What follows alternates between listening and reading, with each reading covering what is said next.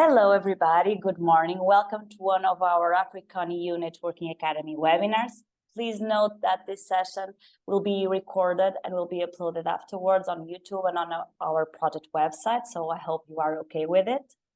You will hear more about our project in a few minutes, but I just want you to let you know that this is not a standalone activity. It's part of our Networking Academy program that encompasses several activities, webinars, masterclasses, workshops, and so on. So our topic today is fast-tracking technologies to market, and we have two amazing guests that I will introduce later on. First, let me introduce myself. My name is Catarina Reis. I am Project Officer at the Center for Business Innovation at Porto Business School in Portugal. Porto Business School is one of the consortium members of the AfriConEU project, together with more 10 partners from 9 different countries. Our role in the project has been mainly as program designers and project managers. And having said that, I will pass the floor to Magda Bakali. I hope I am pronouncing your surname right, from Stimuli for Social Change in Greece, for her to present to you the AfriConEU project. And I will just share the screen. Okay, sharing. Thank you, Katarina. I'll just put in presentation mode. Okay. Hello, everyone. My name is Magda. I work for Stimuli for Social Change. We're partners in this it's my favorite project. So welcome to AfriConEU session. I apologize for not having my camera on, but you can see the slides. So today, I'm just going to talk a little bit about the first trans-continental networking academy for African and European digital innovation hubs that started in February 2021, and it's expected to end in January 2024. Next slide, please. So the AfriConEU project aspires to create this academy that I already mentioned, to connect European digital innovation hubs and hubs in Africa in capacity building, knowledge sharing, networking, collaboration, joint projects, and venture development. Next slide, please. The main objective of the project is to develop further activities to facilitate knowledge and experience sharing, drive the development of mutually beneficial partnerships, support the creation of collective projects to boost the digital economy, empowering youth and women, and fostering innovation and growth. Next slide. So as you can see, we're all partners. We're spread in different countries. We have 4 countries in Africa: in Ghana, Nigeria, Uganda, and Tanzania, where our beloved partners are located. And we're all spread around Europe. Stimuli is in Greece, Youth Maker Hub as well in Greece, in Athens. We have partners in Slovenia, Italy, Portugal, and United Kingdom. So we're now in the middle towards the end of our project. So the first phase included context and state-of-the-art analysis, and then we moved to phase 2 that included development of the AfriConEU Networking Academy and the 2 flagship programs. Through participative design techniques, we included people from the ecosystem we're trying to create to help us plan these activities. And then we moved to phase 3, where the rollout, implementation, and assessment began. And then we also have an ongoing community development and results uptake. So we want people to be involved in this online community so that the synergies that start during the project can continue even after the project is finished. And then phase 5 includes a horizontal phase aiming at communication and dissemination. That is also a vertical one, and it's been ongoing since the beginning of the project. The Networking Academy includes the capacity building flagship program that entails 12 local workshops, 20 webinars, 8 masterclasses. The event we're currently attending is one of them. And then the Trans-Continental Partnership Developer flagship program that includes one international brokerage event that took place in the fall in Bologna, and it was a great success. 4 bootcamps that we're organizing in Africa by our lovely African partners, this starting in July, and 1 capitalization event, which will be the final event of the project. And then our community includes, as you can see, Pan-African Network, policymakers, tech hubs, and DIGs. We include startups, women and youth entrepreneurs, investors, African diaspora we're trying to connect with, and DIG networks.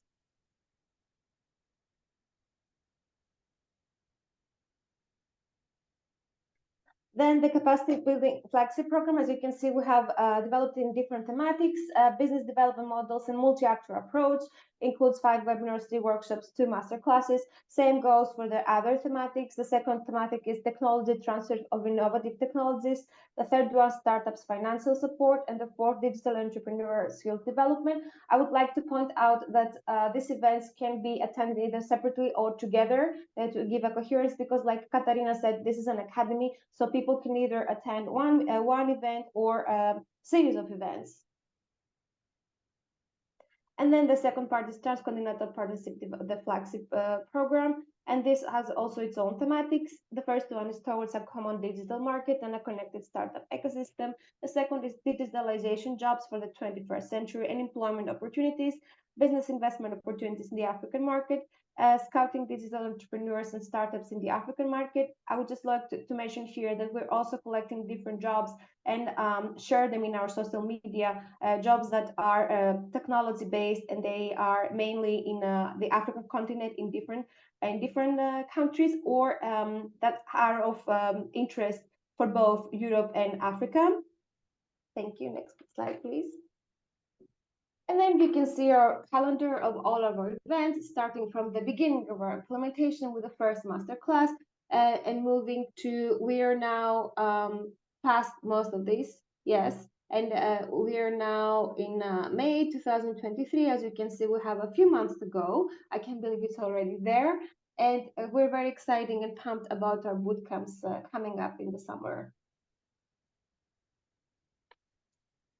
Please feel free to register through our website and AfriConEU project, and make sure that you register, because you need that to access our events, as you probably saw already for today's event that Katarina is organizing, and these are the instructions of how to register. You can also follow our calendar on our website, or you can follow us on social media, as Konstantinos, I'm sure he's going to remind you. We are on Twitter, on LinkedIn, on Facebook. We have a newsletter, so make sure you sign up to follow us.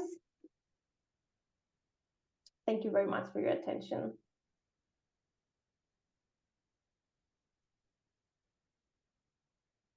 Thank you, Magda, for the project presentation. And now it's time for us to focus on our webinar. So let me introduce you Miguel Henriques. Miguel is an economist, business angel, CEO, and lecturer. He has an extensive experience working with entrepreneurs all over Europe. He was a member of the board of the European Business Angel Network and is invited as a member of the jury of several different entrepreneurship contexts, acting as a mentor of several startup projects. Miguel is also a business angel, as I said before, investing and assisting the creation and scale-up of startup companies. And as a CEO or executive director, he has worked primarily in the clean tech and energy sectors in the last 10 years. Miguel, thank you so much for accepting our invitation and be here with us today. The floor is yours. I don't know if you want to present George now or later on, it's up to you, but the floor is yours. Thank you so much for being here. Okay, thanks very much, Katarina. George is like my surprise, is my invitee, and I will introduce George later on when I'll ask George to talk to us about his very wealthy and lengthy experience. But for now, I want to thank you, Katarina Reis, Katarina Silva, Ana Jogo Mendes, on behalf of CBI, Center for Business Innovation, from Porto Business School. It is a pleasure to be here with you. And congratulations to the promoters and organizers of AfriConEU, which is a very interesting and I would say crucial program in the context of the topic of this webinar, and I hope this this props up with what I'm going to say along the next minutes. Shall I share my presentation? I have a PowerPoint that I have prepared. I don't know whether you can see it. Can you see it all right? Yes. Okay, right. So fast-tracking technologies to markets. As Katerina said, I have been working with innovation, particularly in the context of startups and entrepreneurship ecosystem.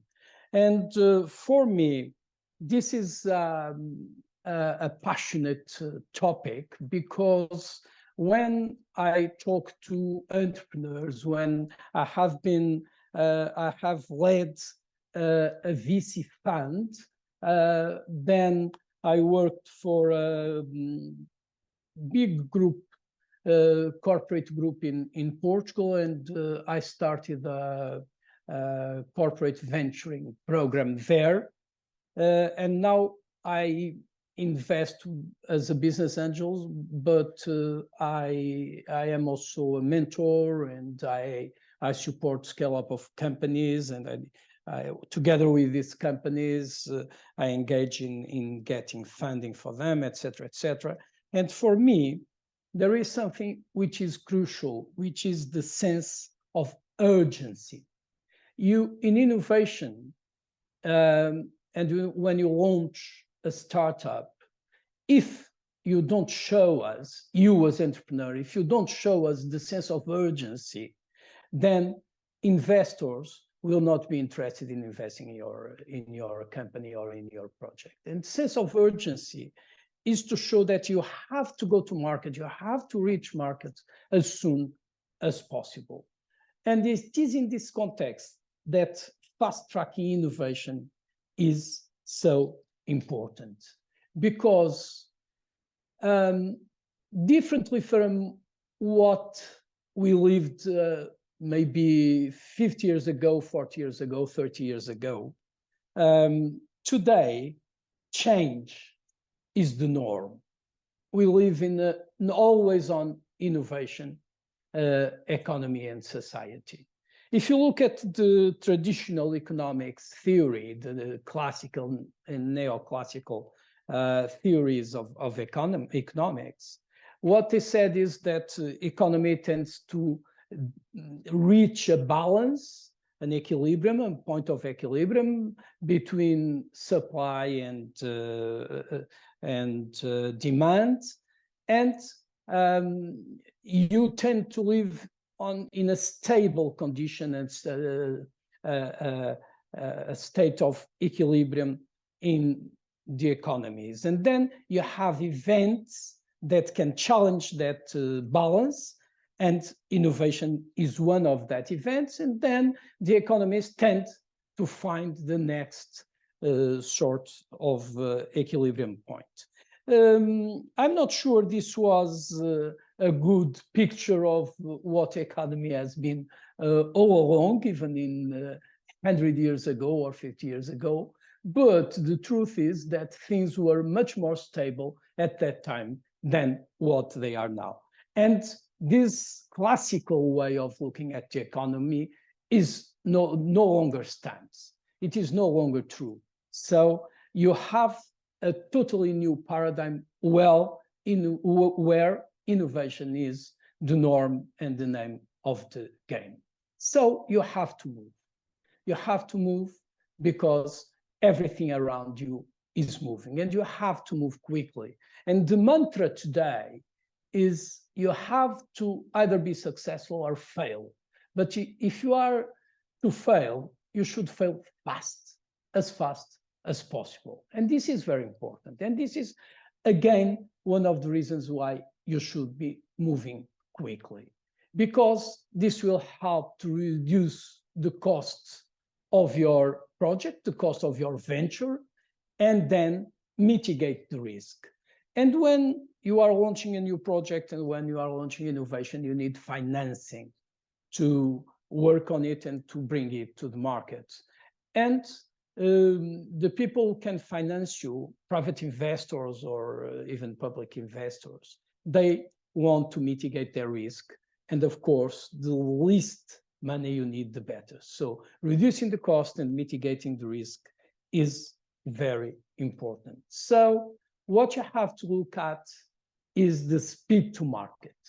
And speed to market defines the time it takes a company to conceive, and develop a product and get it to the customers as a product or a service. And it is important that you can define, it is important that you can determine the success of a product as fast as you can, because the competitors are moving fast as well. And I always like to bring this, the importance of the others and the competitors when we think of what we are doing, because sometimes we are very happy with what we are achieving, with our own success, with the speed we can reach. But I mean, I always remember when I'm running outside to work out, sometimes I think I'm going really fast, and then I look at my side and I see these people coming through and passing me by and overtaking me. And that makes me very humble, to be honest, because I think that I'm running fast, but the other people is running much faster than I am. And this is what happens with our project, and this is what happens with innovation as well. We have to be fast, but we have to remember that the other people are running as well, and some of them are being faster than we are. So never be complacent. You have to be fast, and you have to be humble to recognize that there are a lot of people that are even faster than you are. And this includes not just bringing the product to the market, but all the process from idea generation, product design, prototype creation, product development, and then product launch. These are the traditional, if you want, stages or phases that you have to go through from idea to product. And to fast track innovation, what you have to do is to work through all these stages in terms of thinking of the last of them, the launch of the product, as quick as possible. And so you should see how you can compress some of these stages, how you can work on them simultaneously in order to actually bring the product to the market as fast as possible. So when you reach your customers quicker than your competitors, there are two things that are very important for your future success. And first and foremost, it is to learn. The learning process is crucial in the market, and even before you go to the market. So this is, I would say, the most important and relevant thing about fast tracking is that you have to learn along the process and use that learning to better meet customers' demand. And in this process, you make your brand more recognizable. This is the role of communication. You have to communicate your product, you have to communicate your innovation. And the faster you do it, the quicker you reach your consumers, the better you can do it. So there are other reasons why it is important to do it fast. Again, the point of costs in research, development, waste, reduction in waste is very important, waste of resources, all sorts of resources. And as I said earlier, improvement in customer satisfaction, and also to grow your revenue as fast as possible, because you need money, you need financial resources to innovate, but remind you that bootstrapping is the best of all finances that you can have. Usually they are not enough for you to get along the process, but it is very good when you can do it with as much bootstrapping as possible. So the more you can get the revenue from your customers and from the market, the better. Now, before we proceed on how to do all this, how to speed up, how to actually implement these fast tracking methodologies, I would like to give you an important context why this is especially crucial. And that context is the role and the position of Europe and Africa in the geopolitical framework, and particularly in face of the United States and China. And I want to use the report issued last year, the end of last year, October of 2022, on the Global Innovation Index. Every year they produce this report comparing innovation across 132 countries. This is done by World Intellectual Property Organization and has become a very important report for policymakers and for actors in all these ecosystems. And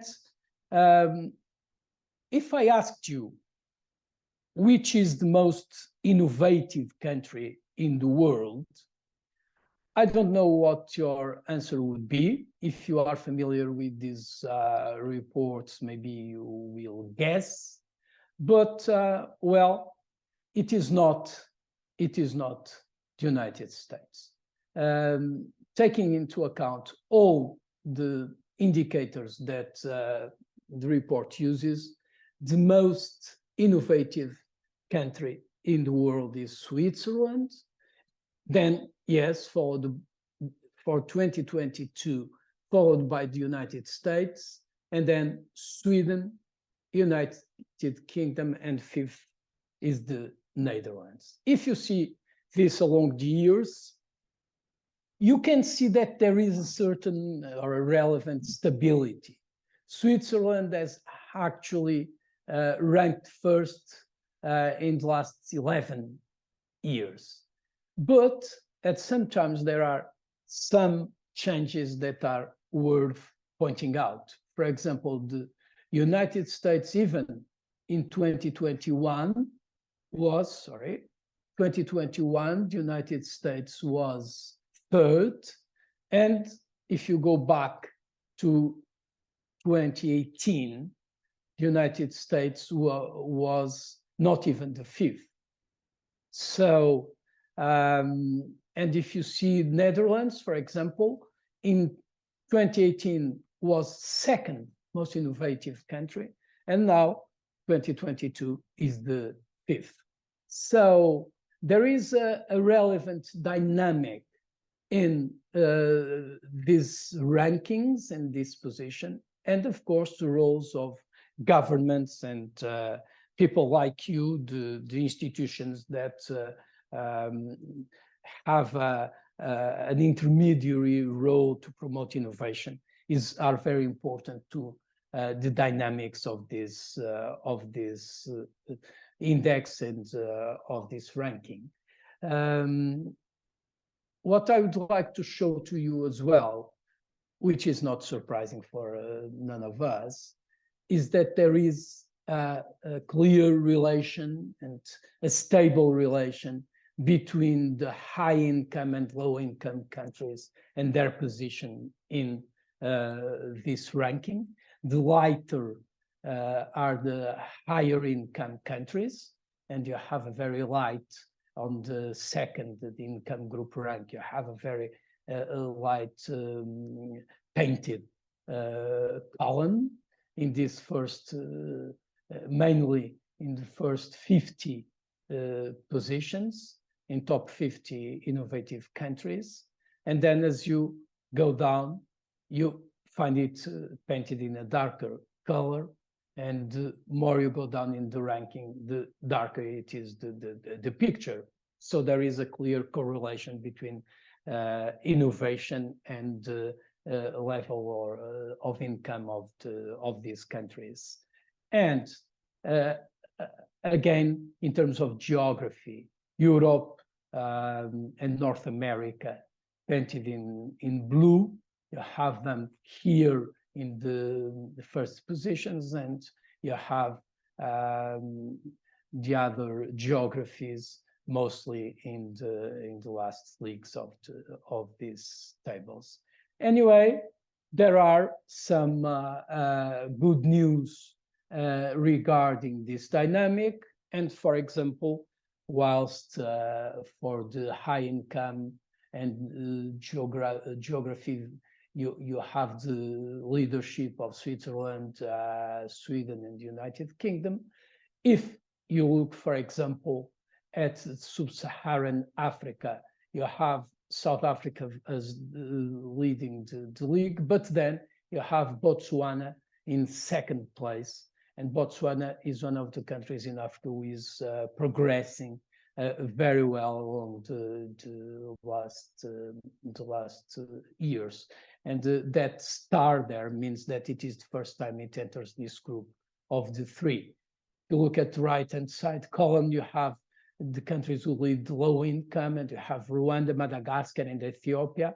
And Madagascar and Ethiopia again are the same, are the first time they are in this league. But of course, these rankings in general positions, they don't tell you all the reality or all the economic reality. And you have to delve deeper in different indicators, and you have to take into consideration other aspects of the economic reality. If I ask you, for example, if you look at the bigger and most important high-tech companies, where would you think they are located? If we think on top 10 companies, how many American companies are there among the top 10 companies? Do you have any idea? Can you have a bet? 4, 5? Well, actually, 7 out of 10 top or largest tech companies are American.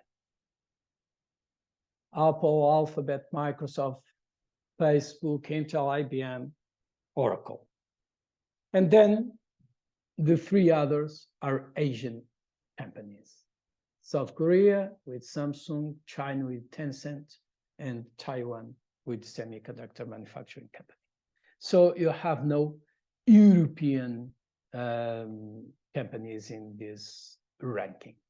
And if you go back again to that report, you find that America leads as the country which ranks first in 15 out of the 81 indicators they use. So generally they are just in second, but they are first in 15 of the indicators. And where are they the first? In things like the quality of the universities, the quality and the impact of scientific publications, number of patents, computer software spending, something which is very crucial, which is the intangible asset. And they rank first in tangible asset intensities. And then another thing which is very dear for me, which is the venture capital landscape. And of course, the United States are first in venture capital investors, in number of projects that are invested, and the quantity of money that are invested, etc., etc. So this is what I would like to bring up to you as the relevant context where in Europe and Africa we should be very alert to the need to improve the innovation and to do it in the context of and to use fast-tracking methodologies to use that. But something else that worries me is the way that China is making. And they are fast. Again, if we think we run fast, look at Asia, look at China. They are very fast moving up. And just in 2019, they were 14th, and they climbed up 3 positions from 19 to 22. And they are now 11th in the world in the global index, innovation index. But they lead the upper middle income group, being above expectations for their level of development.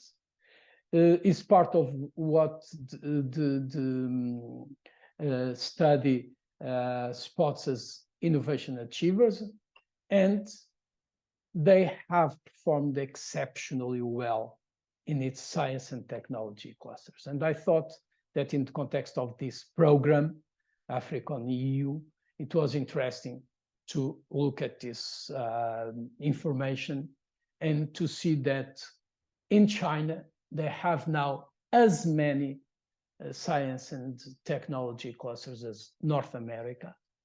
And the largest increases in the ranking came from 3 Chinese clusters who have experienced also the largest increase in their output as well.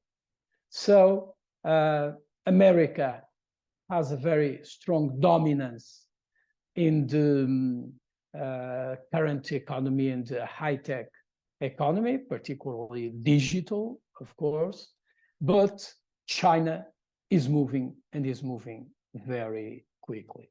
Of course, with public policies and with work, again, of people like you and technological hubs, etc., we can make our way. And for example, if we look at, again, sub-Saharan Africa, we see that in the Innovation Achievers in 2022, this is the region where there are most achievers concentrated. And the concept here means, again, the way they are doing from lower positions to higher positions. And we have Kenya, Rwanda, Mozambique, Madagascar, South Africa, Tanzania, Burundi, and Zimbabwe in this group of the achievers, who are the countries who are improving their positions from the last year to this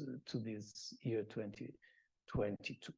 Of course, in Europe, we are aware of these too, and this is why we have these programs with, I would say, interesting amounts of interesting budgets to finance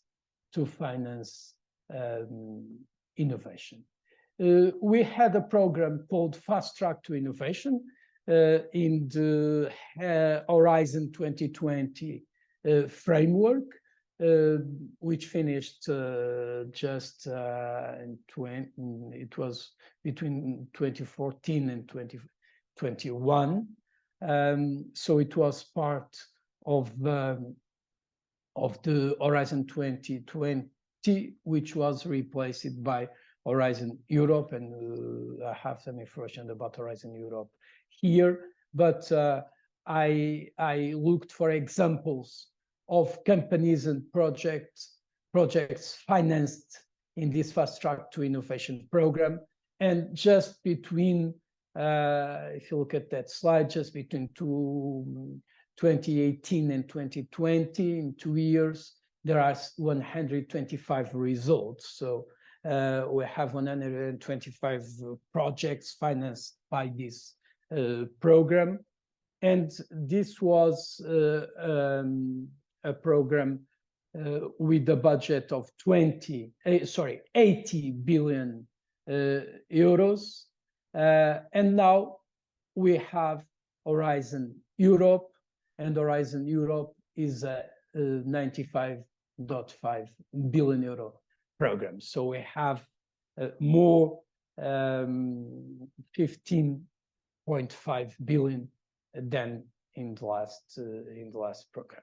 And as I know that this presentation will be online for you to look at it, I have some more information about Horizon Europe, which I won't go through now, just to say that the previous Fast Track Innovation Program is now in European Innovation Council, EIC, which is the most sound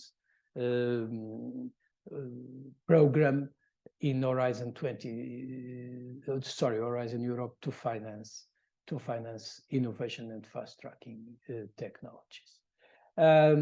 So I'll leave this information with you. But what we are trying to do in Europe and in other countries as well is to spread the good practices and the way of investing in innovation and doing it in the right way. And this is something that big companies are doing for a long time now. And this is where I would like to introduce you Jorge Fernandes. Jorge Fernandes, and as you can at least guess for his name, Jorge Fernandes is a Portuguese guy. He was born in Portugal, and he has worked, he did his studies, or part of his studies in Portugal, his university studies in Portugal, but he has been working in abroad, away from Portugal, but in Europe, for all of his professional career, and always in, or mostly in big companies, in food sector, big companies such as Nestlé, always in positions of manager, director, VP, officer, in DSM, more recent Clariant. And George has also had a position, this is his experience in Portugal, I think. George can tell us about it, but he was global head of innovation in a company called Galp, which is our oil and gas company in Portugal.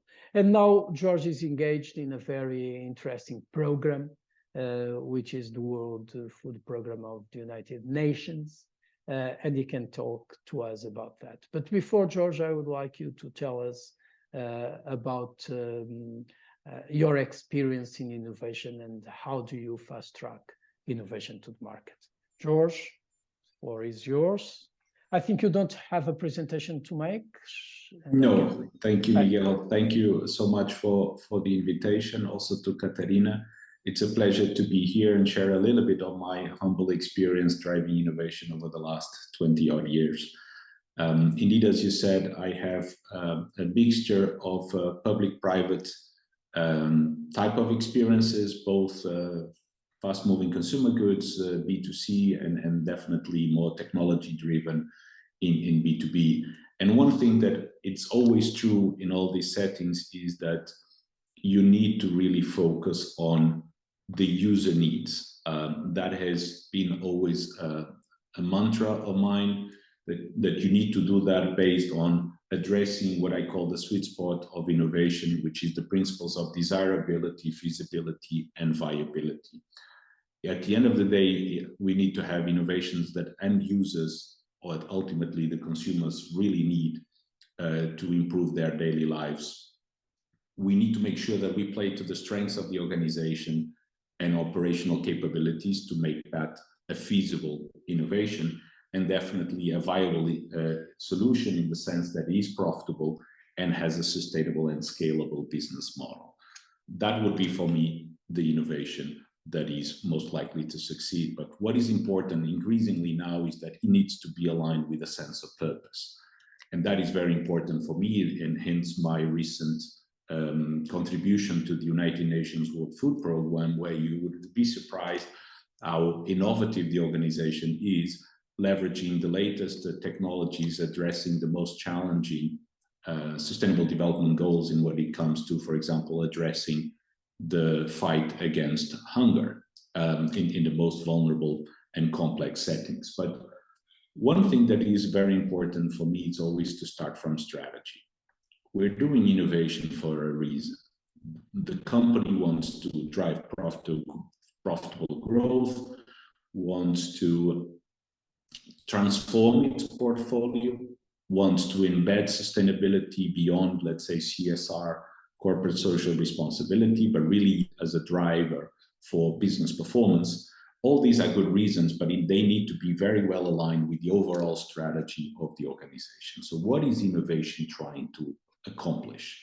It's very important that you know that, because then it will help you determine which activities you do, which resources you allocate as well, because you need to be also realistic about what you're trying to achieve.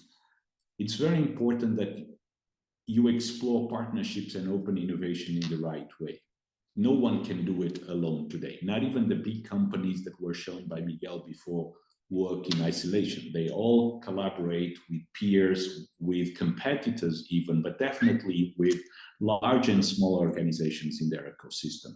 And increasingly, the true innovation comes from disruptive startups. Let's just think about what's happening in AI now, where a previously unknown company called OpenAI is now driving the agenda in what is coming for this paradigm shift on artificial intelligence, and large companies like Google and Microsoft are catching up.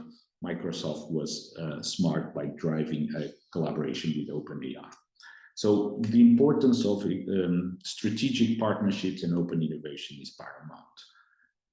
Be it with academic, where you can have more access to applied research, be it with people along the value chain that bring different capabilities that you lack, including the non-obvious partners, and I'll give you an example about that, but definitely with startups that are really often working at the cutting edge of what's coming. What is important in innovation is also to play a portfolio game. It's very difficult to bet in one opportunity that will succeed. So very often it's a numbers game.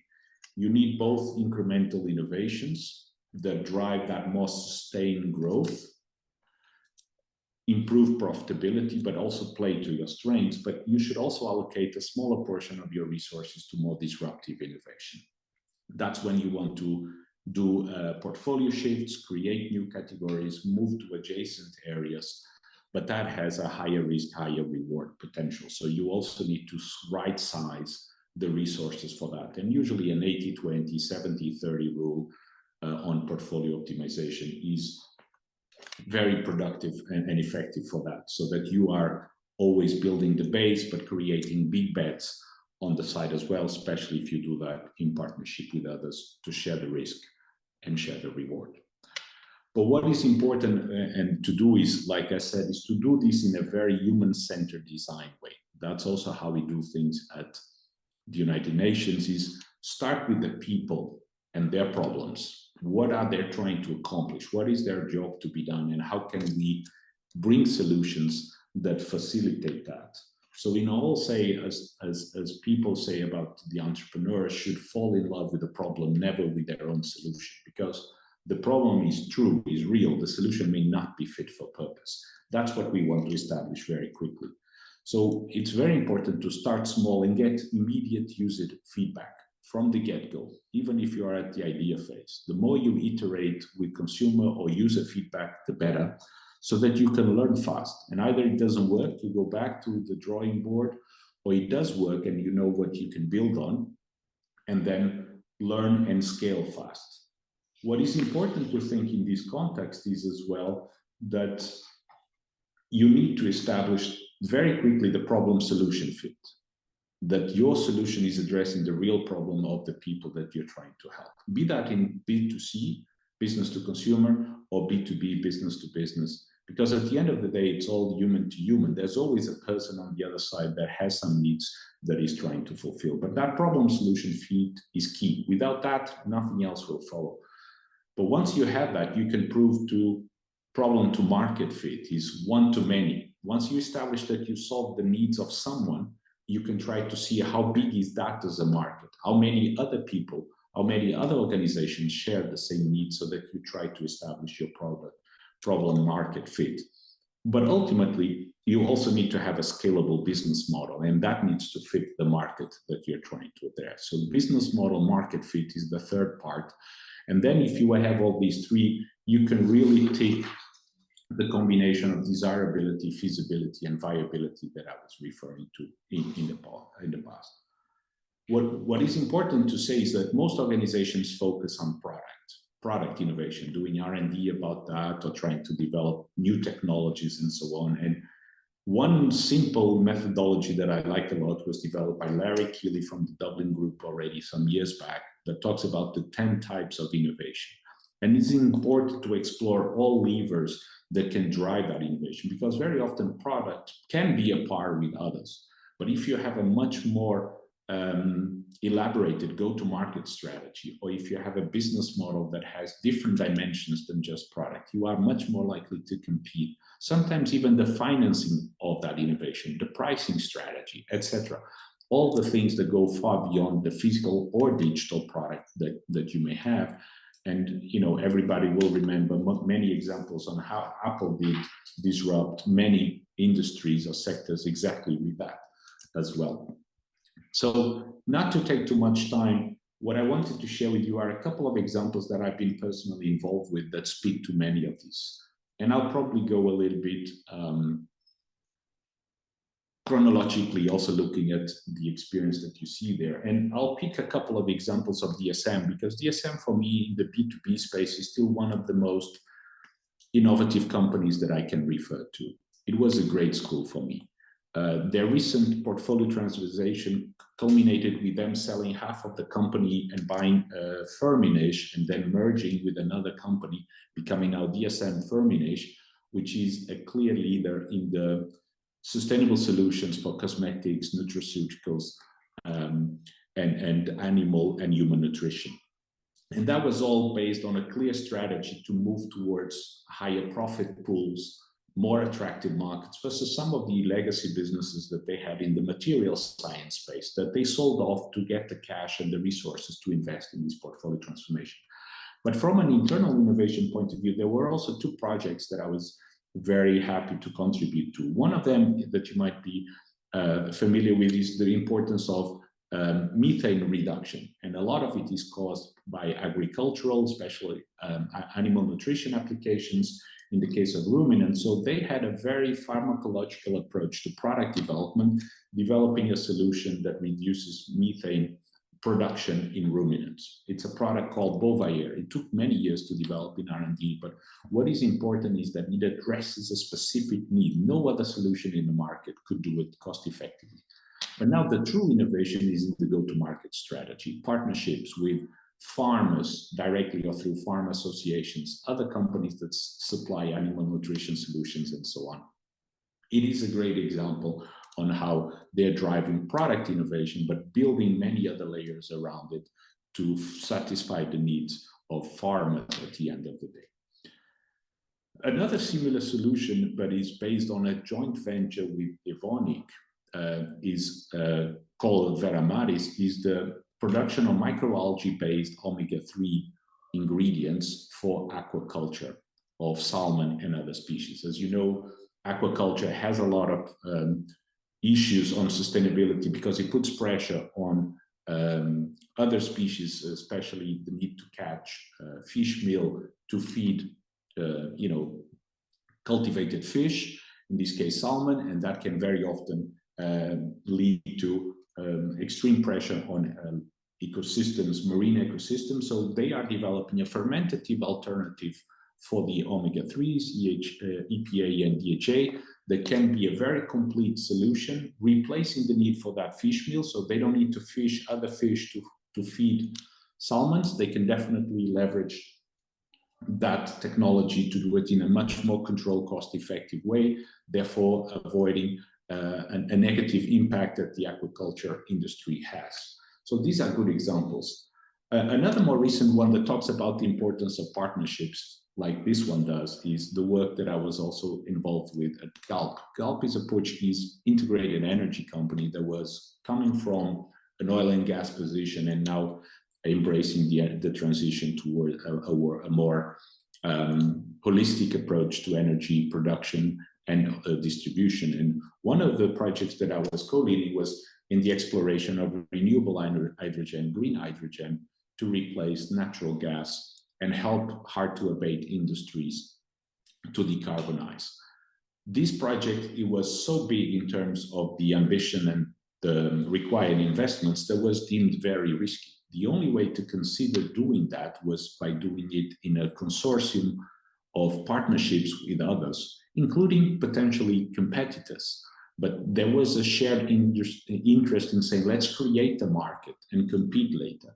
And therefore, playing to the strengths and the complementarities of the different entities was important, because the true competition was with the alternative. And for Galp, this was an opportunity to expand the portfolio and include also solutions that would be more relevant in low carbon future.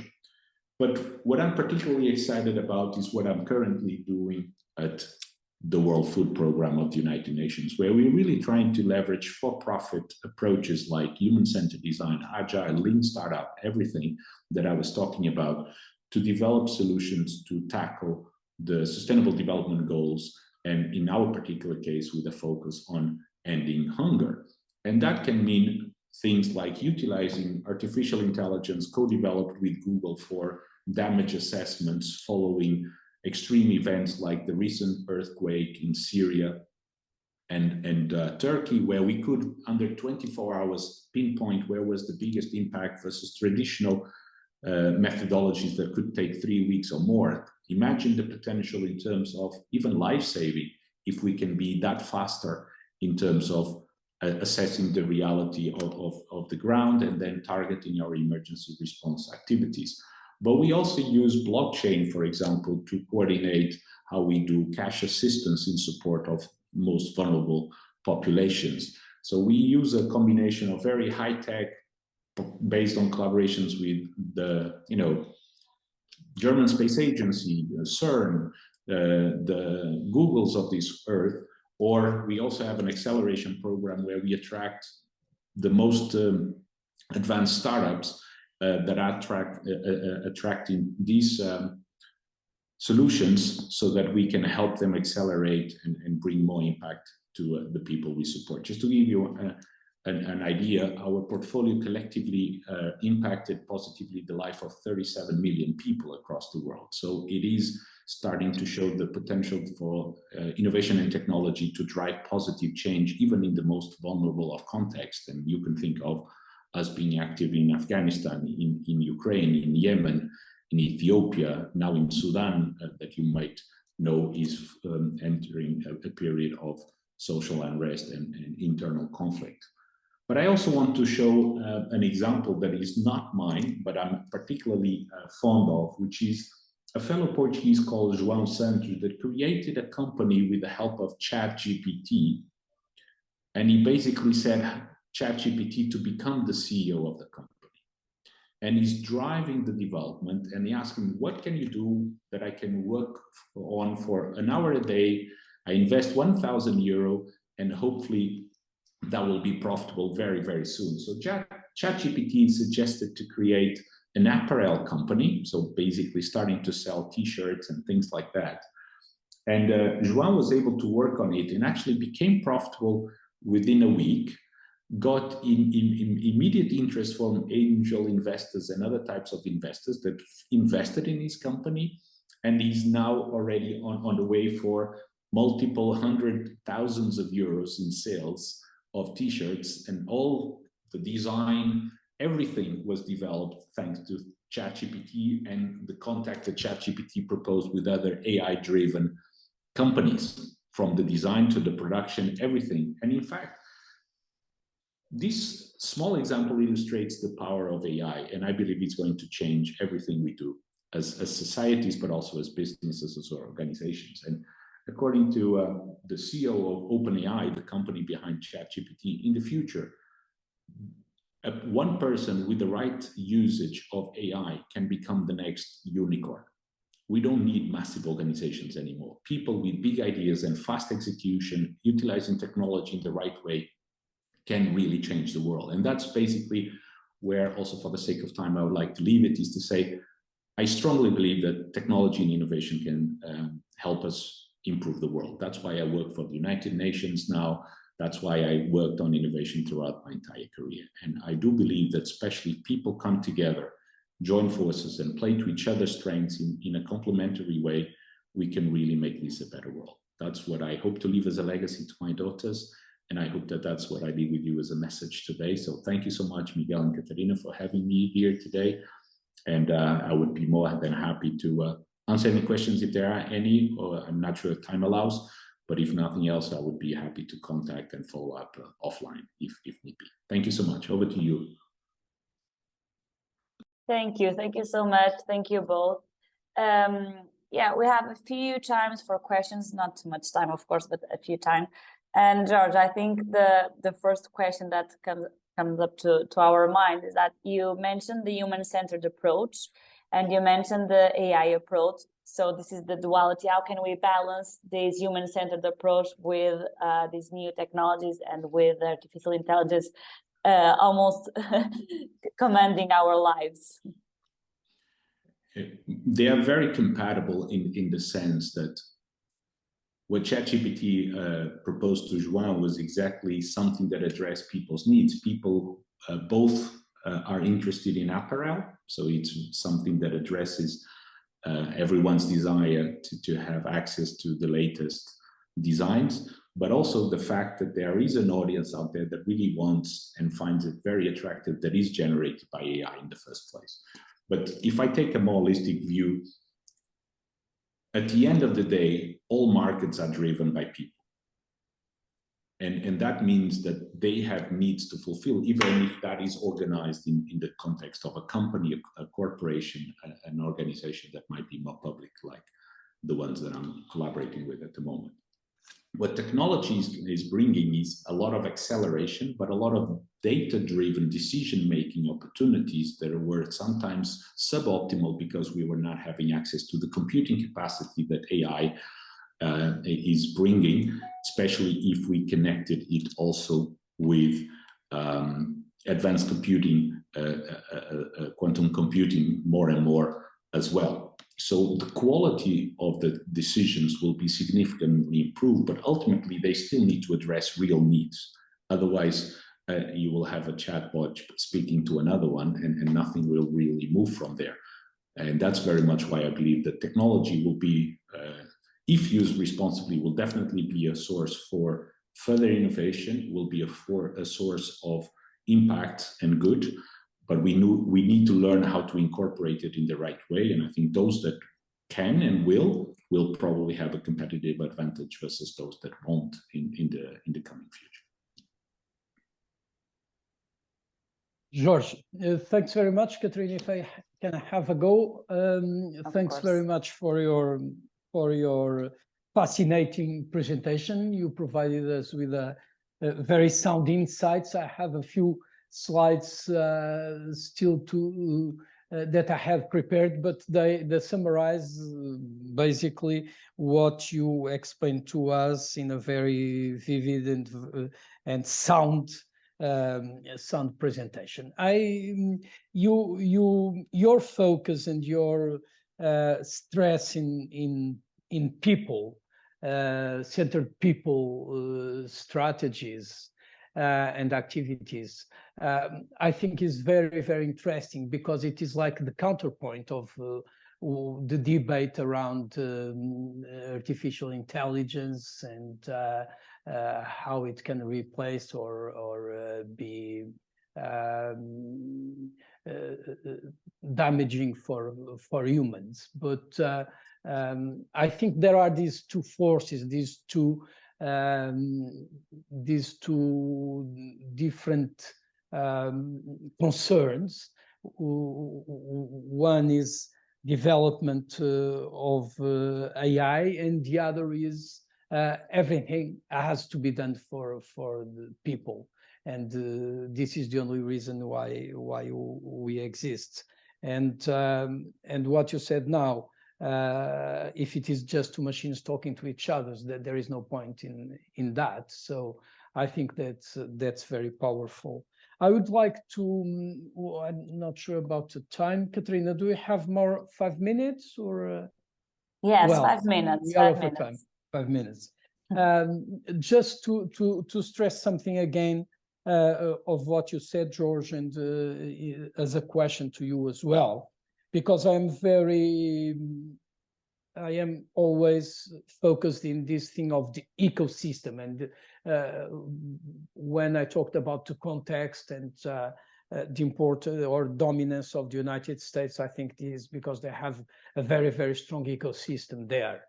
And you mentioned partnerships and the importance of open innovation and big companies working with startups. And my point is that, and you even mentioned Galp, and I have an interesting experience with Galp many years ago when I presented a very innovative solution for them with a brand new startup. And they said, no, we are not interested in that.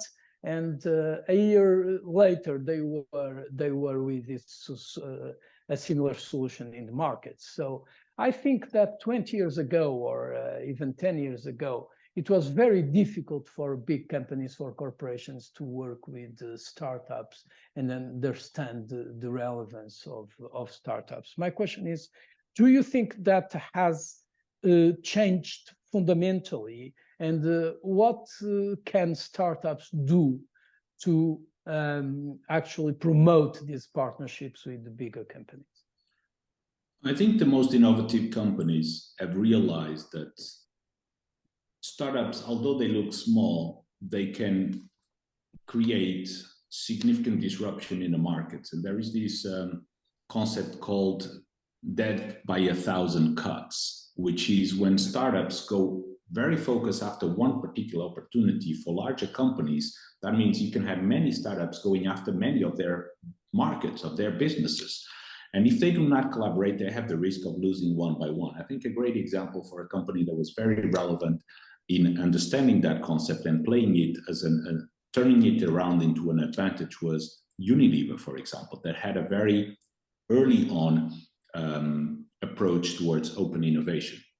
But I would say the leading companies have been doing it for more than 10 years. They often have mechanisms, processes, sometimes even what is called corporate venture capital units that they can invest in startups, because it's a way to do external R&D in many ways. It's a way to spread the risk between what they can do internally, those that have strong R&D units, versus what they can do with externals, including startups, but not limited to that. So I would say the most successful companies these days, they all do it. Okay.